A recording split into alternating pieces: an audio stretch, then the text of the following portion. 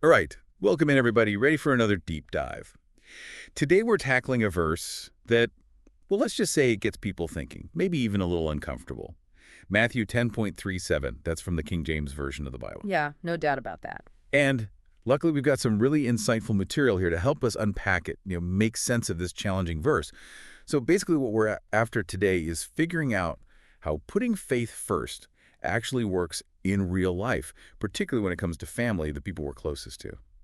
Exactly. And it is a verse that can really stop you in your tracks when you first hear it. Oh, absolutely. I mean, for anyone listening, just take a moment and think about it.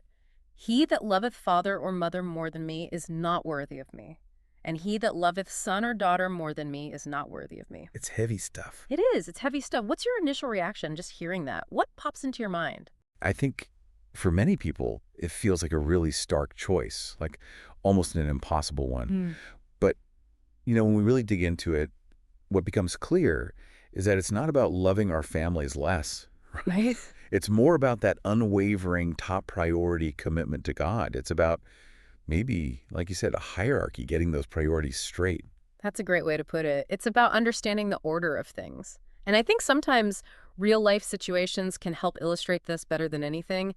Imagine, for instance, someone who feels this deep, undeniable call to serve, like through missionary work. Yeah. Their family might be totally against it. They want them close, maybe pursuing a career, a traditional life, that inner struggle. It's exactly what this verse speaks to, the weight of that spiritual calling. That's like a tug of war almost, isn't it? Exactly. And what about those decisions we make rooted in faith, how we run our business, raise our kids? Even when our families have totally different views, maybe they're putting on the pressure. Oh, yeah, those are tough ones. This verse gives us a way to approach those situations, don't you think? Absolutely. And it's interesting because the material we're looking at here actually pulls out a few key lessons from this verse.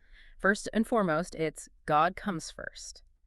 Now, this doesn't mean neglecting our other responsibilities. Nice. It's about that foundation, that relationship with God being the compass for everything. Yeah, like the North Star. Exactly. And flowing from that, the second lesson is this.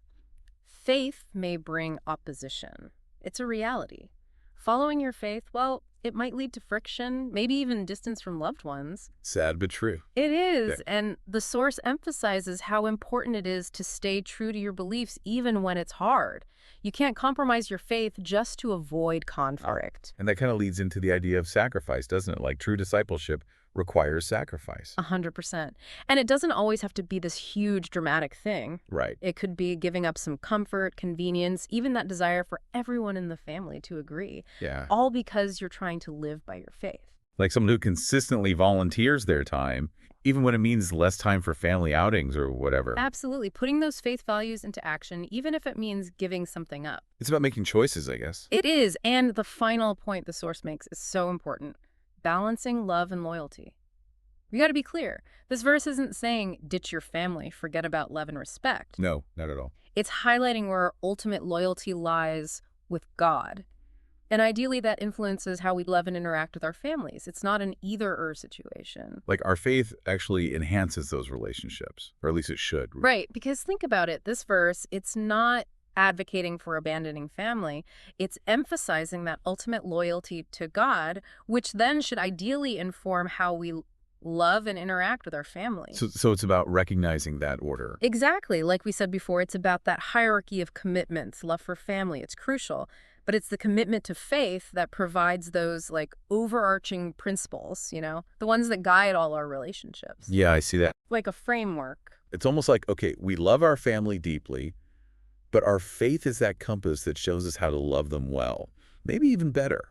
That's a beautiful way to put it. It's not about loving less, it's about loving better. So as we wrap up our deep dive into Matthew 10.37, the main takeaway, what we're left with is this.